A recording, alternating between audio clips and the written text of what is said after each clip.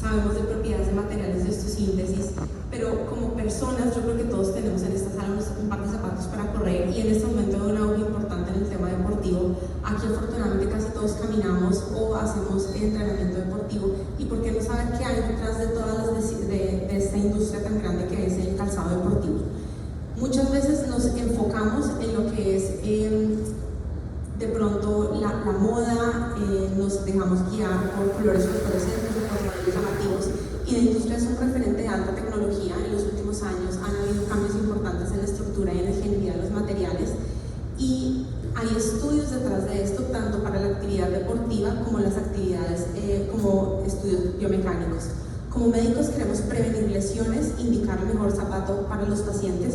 Desde el punto de vista deportivo es muy importante el concepto de que la carrera sea eficiente. ¿Qué es la eficiencia? Tener el menor consumo de energía con el mejor rendimiento. ¿Eso qué significa? Que el paciente sea más rápido. Y ahora le han agregado un nuevo concepto a la definición de eficiencia y es agregar que evitemos las lesiones por sobreuso. La industria del calzado que quiere zapatos con amortiguación, con estabilidad, que sean ligeros y que tengan buena reactividad al suelo. Hablemos un poco de la marcha y la carrera. Esto no es una charla de biomecánica de la marcha, pero es importante saber los conceptos básicos. La marcha es el resultado de una serie de fuerzas que actúan en conjunto para desplazar el cuerpo hacia adelante. ¿Con qué? Con el menor consumo de energía. Cuando corremos, cada vez que yo pongo el pie en el piso, soportamos entre 1.5 veces y 4 veces el peso en cada pierna. O sea, cada vez que mi pie pone el peso en el suelo, soportamos aproximadamente entre 3 y 4 veces el propio peso corporal. Eso significa que los tejidos están sobrecargados, tienen un microtraumatismo, están sometidos a fatiga y eso hace que lleguemos a las lesiones por sobreuso. El zapato amortigua, neutraliza la movilidad del retropié, entonces hay que entender un poco la tecnología y la biomecánica que hay detrás de esto. Ese es Kelvin Kiptum, recientemente falleció, es el récord mundial de la maratón de Chicago el año pasado, no alcanzó a bajar las 2 horas. Entonces, ¿qué son los determinantes de la marcha? Son todos los factores que hacen que nos movamos de forma sinérgica para disminuir la contracción muscular y eso hace que disminuyamos el gasto metabólico. El primer concepto es el centro de gravedad, está ubicado por delante del cuerpo vertebral de L2 y el centro de gravedad oscila a medida que vamos caminando, sube la fase de apoyo medio. El polígono de sustentación es esa área que cuando yo pongo los 2 pies en el suelo me muestra el área de los pies y en el centro de ese polígono de sustentación que está pintado es donde cae el eje de gravedad que pasa precisamente por el eje de gravedad. Otro concepto importante son las fuerzas reactivas del suelo. Esto es muy importante a la hora de los zapatos. ¿Qué es? Es que la tierra ejerce una fuerza contra nosotros desde el centro hacia nosotros cuando nosotros entramos en contacto y ahí entra la tercera ley de Newton de acción de reacción en donde yo le pongo una fuerza al suelo y esta me la devuelve y eso es lo que me genera el movimiento y me impulsa en la fase de despegue. Otros determinantes son el peso del cuerpo y la fricción del cuerpo contra el suelo. Esa curva nos muestra en qué momento entran las fuerzas reactivas, o sea, el suelo me impulsa a mí, sobre todo en la fase de contacto y en el despegue de la marcha. Este es el ciclo de la marcha. La diferencia entre caminar y correr está ahí marcada. Cuando caminamos la fase de apoyo es muy amplia, el 60%, y la fase de balanceo es muy corta. Cuando corremos sin pierna, la fase de apoyo es del 30% y estamos más tiempo en el aire en la fase de balanceo. Es mucho más alta en la carrera, pero es en la fase de contacto donde vienen a aplicar los zapatos para correr. Y aquí viene un nuevo concepto que es la tercera fase de elevación o elevation float. Y es que entre más rápido vamos, más tiempo estamos en el aire. Como en la foto los 2 pies están en el aire y esa es la fase de doble elevación. Cuando apoyamos, estas son las 3 fases: fase de contacto, apoyo medio y propulsión. Y la idea es entender un poco cada fase. En la fase de apoyo medio, la idea es absorber las fuerzas reactivas del suelo y adaptar el terreno irregular. Fíjense en la imagen de la izquierda de ustedes, el pie nunca contacta en neutro, el pie contacta en 6 grados de vano para que el pie prone para apoyar el antepié. Por eso el desgaste de los zapatos lo normal es en la parte posterior y externa del zapato. Luego viene la fase de apoyo medio y es cuando yo apoyo el pie y lo preparo para despegar. Aquí la articulación subtalar supina, se bloquea y hace una palanca rígida para favorecer el despegue del pie. Y aquí en este momento la pierna se desplaza hacia anterior. La fase de balanceo es cuando despegamos, cuando hacemos la propulsión. Y aquí los músculos, los flexores del gastrosóleo se contraen y aquí actúan las fuerzas reactivas del suelo, como en esta imagen en donde nos permite la propulsión en la fase de despegue. tipo de pisada solamente lo quiero nombrar, esto es importante a la hora de correr y los corredores pueden pisar de tres formas. Uno es el heel strike, que es cuando apoyamos con el talón. Esto lo hacen la mayoría de los corredores iniciales o principiantes.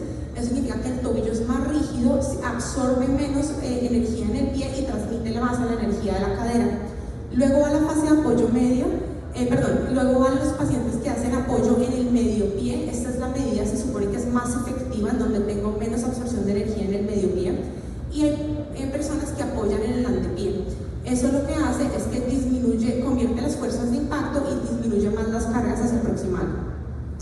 Este tipo de pisada es imposible modificarla de un día para otro. Eso lo pueden hacer los corredores en la medida que van cogiendo experiencia, tienen mejor técnica de carrera, mejor brazada, mejor zancada. Uno puede modificar el tipo de pisada, pero un paciente que les diga es que empecé a correr apoyando el antepié es una lesión por sobreuso porque el cuerpo no está acostumbrado a esta carga.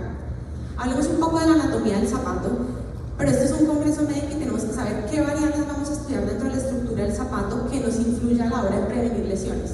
Primero, la amortiguación, que es el cushion, que es la dureza del zapato. Segundo, la rigidez o el bending stiff, que es la reactividad que nos permite el suelo.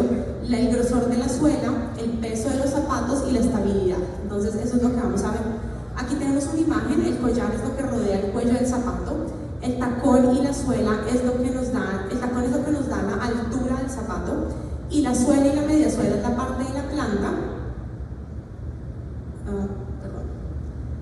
Y son los que nos dan la característica de la amortiguación del zapato. Luego tenemos el heel tap, que es una pequeña lengua que está en la parte posterior del zapato que nos protege el tendón de Aquiles del roce. Tenemos una estructura en el medio que normalmente son materiales más rígidos como la placa de carbono que nos dan la característica de la rigidez. Y en el arco interno del pie es el soporte del arco interno longitudinal y es lo que nos da la característica de la estabilidad. Ahora tenemos la parte posterior, está el contrafuerte que nos da estabilidad, al igual que el heel flare. El heel flare es, si ustedes ven, los tenis tienen un ángulo, pocas veces son rectos y ese ángulo nos da estabilidad a la hora de controlar el valgo o el varo del pie. Hay otras características como la imagen de la derecha, los cordones, la capellada, que es la tela externa, cuántos agujeros tiene, o la puntera, pero digamos que esto no tiene mucha evidencia biomecánica. Hablemos un poco de la media suela. La media suela es literalmente la suela. Imagínense una estructura de capas que normalmente son hechos por materiales termoconformados. Son materiales que se modifican con la presión y con el calor, como el etilvinilacetato que se eleva y el poliuretano. Eso nos da la característica de la amortiguación y son materiales que se pueden medir en densidades con la escala de ASPE. Pueden ser materiales duros de alta densidad, media o baja. Y también existen otros materiales, normalmente los meten en la mitad, como está en la imagen, imagínense como un sándwich en capas, y en la mitad meten materiales más rígidos como las placas de carbono o el TUP, y es lo que nos da la característica de rigidez que nos favorece la reactividad. Cada marca ha desarrollado su propia espuma, en la industria cada marca desarrolla su propia espuma y cada uno ha desarrollado diferentes estudios y diferentes tipos de densidades en sus zapatos. La rigidez es lo que le da ese material delgado que yo les decía. Normalmente son placas de carbono muy ligeras o el TPU, que son poliuretanos, que son termoplásticos reciclados, porque hay un tema de contaminación con todos los materiales de los zapatos. Y estos materiales lo que hacen es que mejoran la reactividad en el momento que el paciente pisa, favorece el despegue de la marcha. Miren, por ejemplo, este ejemplo es el clásico de Nike, es el Nike Vaporfly, es el que tiene varios estudios, pero sobre todo en corredores de élite. ¿Qué dicen estas placas de carbono que nos mejoran la rigidez? Es que mejoran el desempeño entre un 4 y 6% versus los zapatos normales, mejoran la longitud de la zancada y disminuyen la oscilación del centro de gravedad. En esa imagen está Kipchoge, que es el que ha intentado batir el récord por debajo de las 2 horas de la maratón. La suela como tal es la parte más externa, es lo negro, y normalmente son cauchos. Si ustedes ven en esta imagen, cada empresa se ha aliado con una empresa diferente de materiales de cauchos de llantas como Continental, Goodyear, y lo que hacen es que nos controlan la fricción. Miren, por ejemplo, en la imagen de la derecha cómo mezclan espumas. Por fuera va la suela de caucho y si ven 3 líneas anaranjadas, esos son los Energy Rocks, esos son unos Adidas Boston 12, y lo que hace es que solamente le meten carbono del antepié hacia adelante y eso mejora la reactividad. Son livianos, pero no todo el zapato es de material de carbono. Otra de las características es el drop. El drop es la distancia, es la diferencia en milímetros entre el tacón y la parte delantera del pie. Si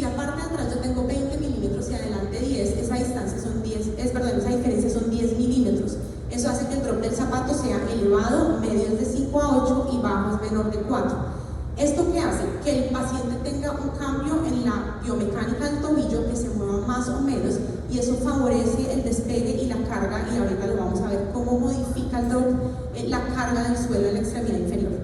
Hablemos un poco de los zapatos neutros o de estabilidad. Uno siempre dice que hay zapatos para pronadores, hay zapatos para neutros.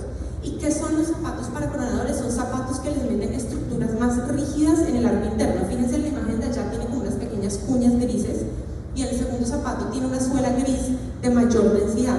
Eso lo que hace es que controla el movimiento, la inclinación hacia medial o hacia lateral, y eso lo podemos modificar, digamos, a la hora de tener pacientes, por ejemplo, con el retropié neutro o con el retropié pronado. El heel flare es lo que les hablaba ahora, es la angulación que tiene el zapato. Normalmente es de 15 grados, y si yo le pongo más heel flare medial, pues controlo la pronación, y si le pongo un heel flare lateral, controlo un poco la supinación, aunque es raro ver zapatos para supinadores. Pero esto no se ha demostrado que modifique la cinemática en el tobillo. ¿Qué ha pasado con Nike, que es el ejemplo anaranjado que está ahí? Últimamente todos sus tenis, aunque es una marca excelente, son biselados. Esto de pronto va a ser útil para un paciente con sobrepeso y pronador, pues tal vez no es la mejor elección para ese paciente. Y no hay estudios que nos demuestren que esto prevenga lesiones. Entonces, ¿qué nos dice la literatura? Estos son dos grandes revisiones sistemáticas, y lo que nos muestra es que hay muchísima información, hay cambios demostrados en los zapatos y en la carrera, pero no hay ningún estudio que diga que un constructo de un zapato es superior a otro. Uno pone en la literatura y hablan del talón, del heel flare, de los materiales, del heel drop, de todas las características que les he hablado, y esto es lo que nos dice la evidencia. ¿Evidencia para qué? Para que el paciente tenga un mejor desempeño y para que disminuya el riesgo de lesiones. Las características son el drop, la dureza, la rigidez, el peso y la altura. Esto sí se ha demostrado que previene la aparición de lesiones y mejora la eficiencia en la carrera de los corredores. Pocos estudios para el heel flare o la estabilidad posterior. Hablemos del drop. El drop, cuando tengo un paciente con un zapato con un drop elevado, eso hace que el tobillo se mueva menos. Entonces el tobillo no absorbe la carga y la transmite hacia proximal. Entonces la transmite hacia la cadera y hacia la rodilla. ¿Eso qué hace? Que protejo el pie. Si tengo un paciente con tendinopatía del Aquiles, si tengo un paciente con una fascitis plantar, estos son los zapatos que debemos usar, porque estamos quitándole la carga al pie y la movilidad, y transmitimos la carga hacia proximal. Los zapatos de drop bajo es diferente, tengo mayor dorsiflexión del tobillo, favorece el apoyo en el medio pie, que fue lo que les expliqué antes, pero el pie absorbe más impacto, entonces eso favorece la cadencia, son más reactivos, pero lo que hace es que me carga más el pie, pero protege cadera y rodilla. Entonces ahí cuando uno empieza a jugar con este tipo de características. ¿Qué dice la literatura? Los zapatos de drop bajo significa que me sobrecarga más el pie y va a proteger la articulación patelofemoral. Hay estudios que dicen que cuando la rodilla está en contacto con un drop elevado, la rodilla está más tiempo en extensión y aumenta la presión patelofemoral. ¿Qué significa? Que para proteger la rodilla debemos usar zapatos de drop bajo. En cambio, los de drop elevado es útil para pacientes principiantes, que nos protege el pie y transmite la carga hacia proximal.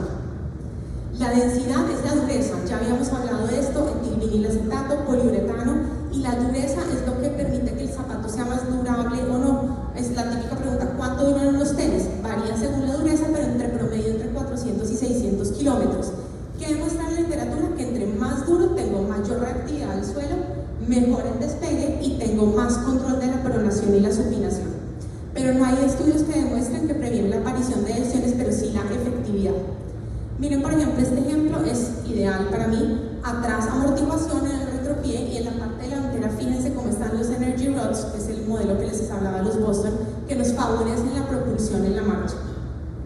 El grosor es sencillo. Entre más alto, tengo más amortiguación, tengo menos carga vertical, y entre más delgado, pues tengo más carga vertical en el zapato.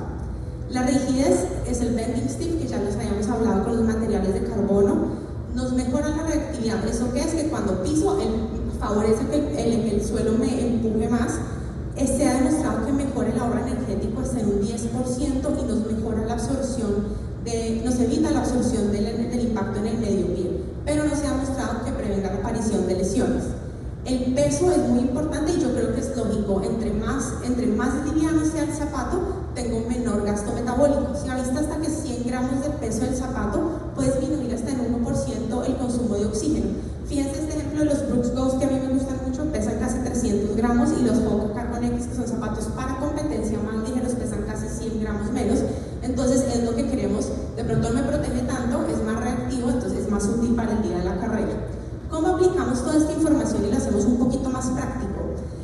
No todos los zapatos son para todas las actividades, ni todos los zapatos son para todas las personas. Entonces, ¿cómo lo podemos escoger? Estos zapatos son míos. ¿Cuáles voy a escoger para entrenar? ¿Cuáles voy a escoger para el día de la carrera si mi pisada es neutra? Quiero tener la misma estabilidad, la misma reactividad, y es lo que tenemos que mirar. ¿En términos de qué? De función. ¿Para qué quiero los zapatos? ¿Para competencia, para entrenamientos o para las carreras? Si los quiero, siempre debo examinar al paciente y ver si el paciente tiene un retropié neutro o un retropié algo. Hay que examinar siempre al paciente. Y por último, si el paciente tiene lesiones deportivas o no, y con eso uno empieza a jugar dentro de todas las opciones que le da el mercado. Si el paciente tiene lesiones de cadera, de rodilla o de pie. En medicina nos encanta clasificar, y hay una clasificación que es el shoe rotation.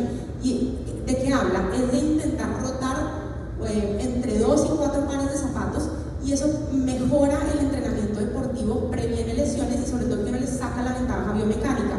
No va a comprar unos super caros de placa de carbono para hacer entrenamientos suaves. Entonces hay zapatos para easy run, que son entrenamientos cortos o de recuperación, zapatos para entrenamientos de fondo de más de 10, 12 kilómetros, y hay zapatos para la carrera, para la competencia. Este es un ejemplo de shoe rotation. Entonces fíjense cómo los Vaporfly, que son los de placa de carbono, serían una buena opción para el día de la carrera. Los Match 4 son más livianos, pero que amortiguan un poco más, por ejemplo, para entrenamientos de pista o de intervalos. Y los de abajo son zapatos con mucho más estabilidad, son más pesados para entrenamientos suaves o de easy run. Siempre hay que examinar al paciente, y esto se puede hacer en el consultorio. No necesitamos bandas de marcha ni baropodometría. Hay que ver si el paciente es varo o valgo. Hay que ver la constitución. No es lo mismo una corredora de 49 kilos que un señor de 90, y es válido que ambos puedan correr y recomendarles lo mejor. Y ver el tipo de apoyo, si el retropié es neutro, si prona o si supina. Es raro que un paciente supine en el apoyo inicial, pero se puede ver pacientes de pronto con un cabo muy pronunciado. Y aquí es donde uno dice, ¿zapato neutro o zapato de estabilidad o de pronación? Cada paciente es diferente, cada paciente absorbe la energía diferente, y sobre todo la percepción de la rigidez. Para alguien un zapato puede ser muy amortiguado, para otro puede ser rígido, y es muy importante el fortalecimiento, porque si yo no tengo una buena adaptación musculoesquelética, pues esto me lleva a lesiones, y aquí es donde podemos jugar con los zapatos. Miren este ejemplo. Este es un amigo retropié neutro, delgado, tiene muy buen entrenamiento, entrena para maratón y usa los Nike Vaporfly, usa placa de carbono. Este paciente con sobrepeso, con un genu aro, retropié aro, miren cómo se variza el retropié, miren cómo la espuma ya está deprimida. Y este es, que le pedí el favor que me dejara tomar la foto en una carrera, y este es un retropié valgo, y ustedes miran la suela,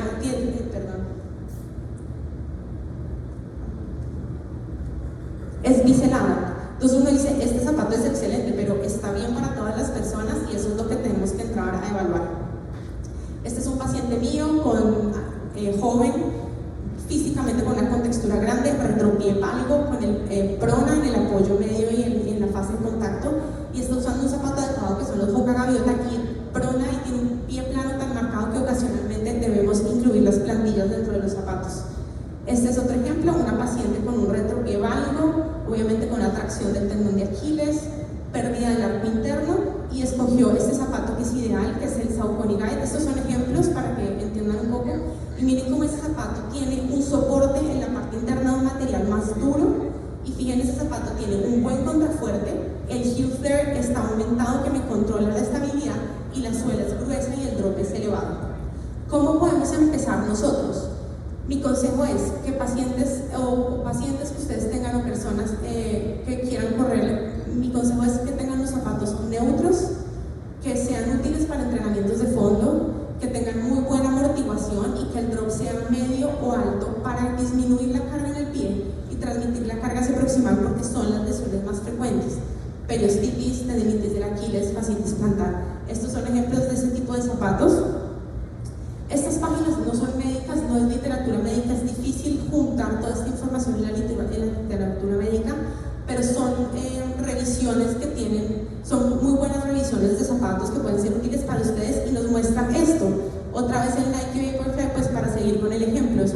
ligero, para competición, para personas que corren rápido, con un drop elevado y neutro.